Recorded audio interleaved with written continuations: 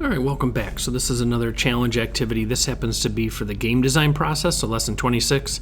And this is a high score background. So create a new background that shows up when players reaches a good score of your choosing. Example, turn the background pink when the player gets over 10 points.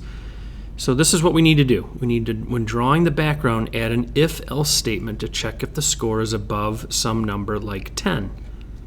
Put the normal background in the else branch. Draw a different background if the score is above that number. Okay, so pretty simple, right? So we are going to, in this here, we're going to add an if. And we're going to add an if-else. So what the if-elses do, until that condition is met, it's going to be down here in else and running that. And the color that we're looking for is actually this background color that we have right here. Okay, so we're just going to kind of keep this in the else. Okay, but now what we want to do is we want to say if the score is greater than a number, and they happen to say 10, then we want it just to be pink. Okay, so what we can do is we can just drag out a math here. And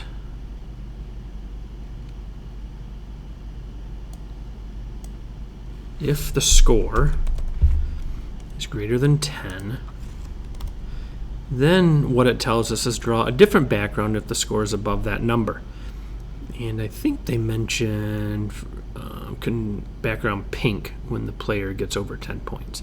Now you can use whatever color you want, but I'm going to go ahead and follow along with what they have there. So we're just going to go ahead and draw a background color, and we're going to make it pink.